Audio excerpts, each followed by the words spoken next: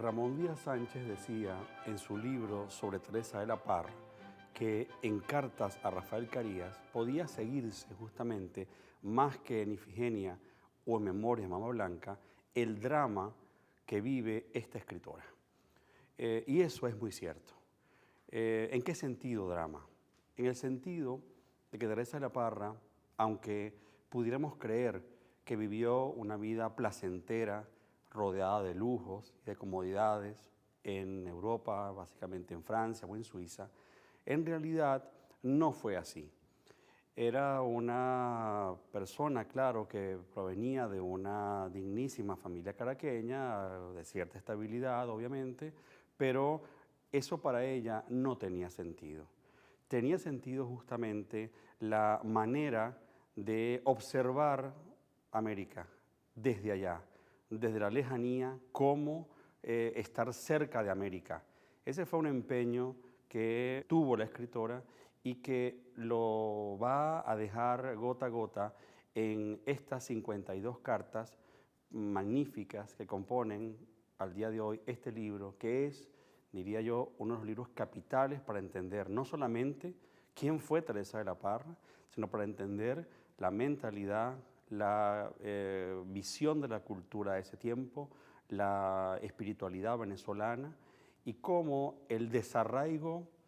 circunstancial o forzoso al que se ve obligada va a ser motivo nutritivo, aliciente, precioso para desde esa lejanía observar a América, observar a Venezuela en particular, observar a Caracas y gestar uno de los empeños de añoranza más prodigiosos quizá que conocen nuestras letras. Desde Francia o desde Suiza o desde España, Teresa de la Parra va permanentemente a indicarle a Rafael Carías, su magnífico corresponsal caraqueño, que ella quisiera estar en Caracas, que ella quisiera volver a vivir lo que de niña vivió, volver a tropezarse con las gentes magníficas con las que ella creció de niña y que por razón biográfica específica ya nunca más volvió a ver o que solamente fueron para ella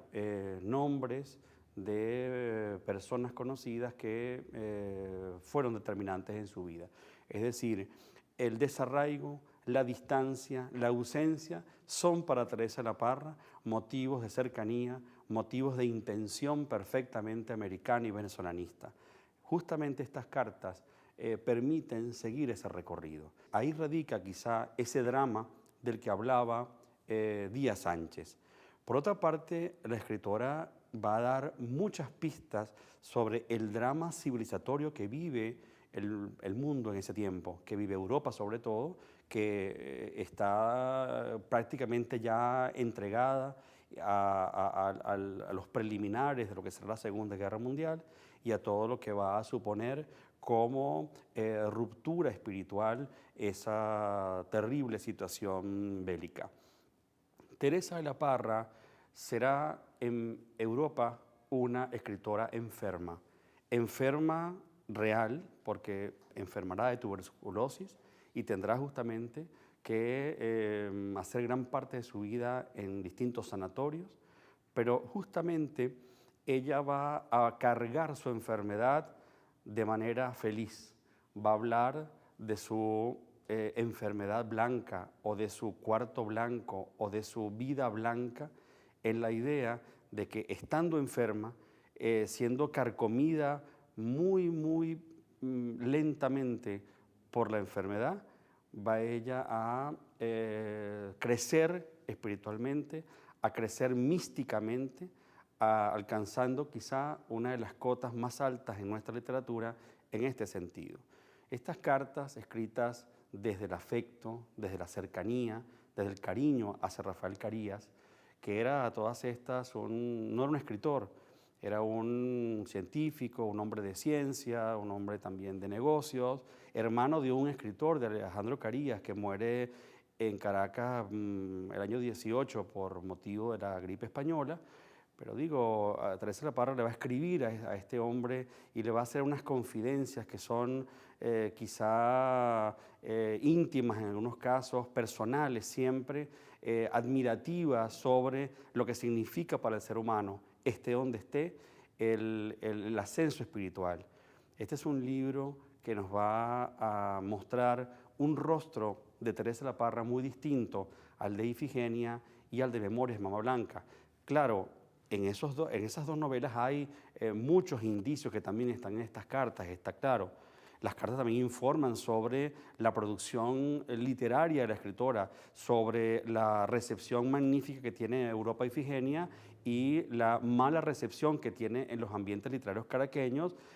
la publicación de Ifigenia. Sabemos que Ifigenia era un libro muy duro, era un libro crítico muy poderoso a la sociedad de su tiempo y a la intelectualidad venezolana de ese momento. El libro no va a gustar en Venezuela, está claro, en su tiempo, pero en cambio en Francia el libro va a ser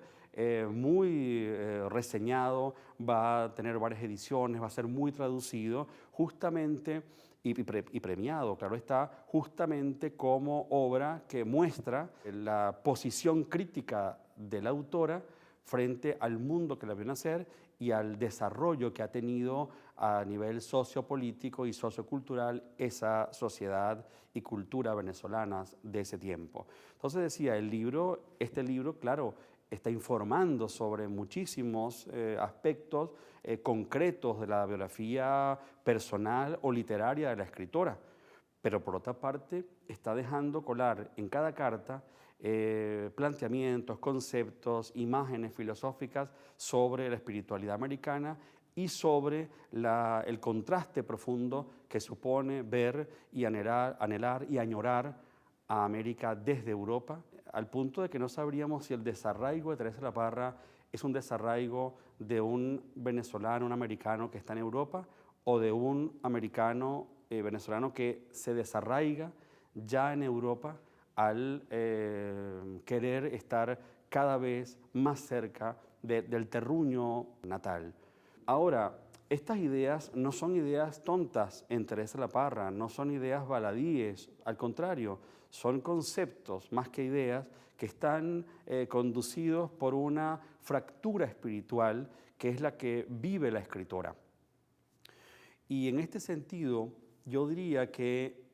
el libro da cuenta de grandes proyectos. Y es curioso que una mujer que estaba tocada por la muerte de una escritora que estaba ya sentenciada a morir al poco rato,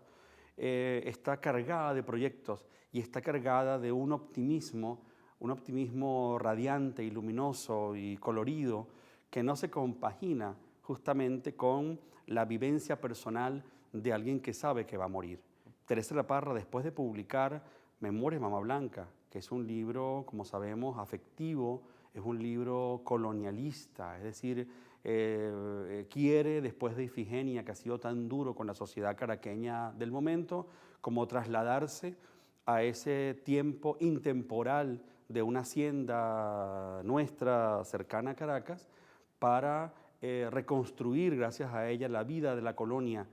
Teresa de la Parra es quizá una de las primeras escritoras venezolanas o escritores venezolanos que repotencia el mundo colonial. Entiende que está en la colonia, no en la república, contradictoriamente, que está en la colonia la base y el origen de lo que en el fondo somos. Y esto, claro, esta es una idea poco amable para la historiografía dorada venezolana, que quiere justamente centrar todo el empeño poderoso en la independencia y en el tiempo republicano. Pues bien, sin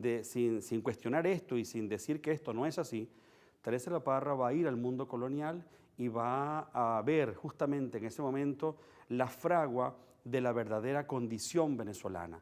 y el origen quizá de lo que somos, fuimos y hemos sido como cultura y como nación. Por otra parte también, no hay que olvidar que Teresa de la Parra, en esos años de proyectos, años de enfermedades y de proyectos, va a dar unas conferencias, va a dictar unas conferencias en América sobre el rol que tiene o que tuvo la mujer aunque ella lo llama rol invisible de la mujer, en el tiempo de la independencia. Y también esto va a ser un detalle interesante de perspectiva crítica, es decir, es el rol invisible de la mujer en el hecho independentista, que hemos siempre creído que era una acción esplendorosa protagonizada por grandes héroes masculinos. Pues bien, Teresa de la Parra va a hurgar en la historia del continente para entender algunos elementos centrales de lo que fue el rol de la mujer. En ningún caso desde la perspectiva plana y chata de un feminismo vacío, todo lo contrario, en la idea de entender el rol de la mujer en una situación histórica determinada. En suma, este libro es más rico de lo que pudiéramos hoy reseñar. Cada pieza, cada una de esas cartas, además de preciosamente escritas con esa lengua sencilla y fuerte que tenía Teresa de la Parra, quizás su sencillez es su fortaleza, su sinceridad de escritora está vertida en cada una de estas frases, de las frases que le escribe Rafael Carías. Pero digo, estos textos, y por eso los invito a acercarse a este libro, estos textos están ganados por una pasión venezolana muy especial, que no es una pasión publicitaria, por una idea de la patria, de la nación y lo criollo, que no es tampoco asunto de eslogan, sino está ganada por un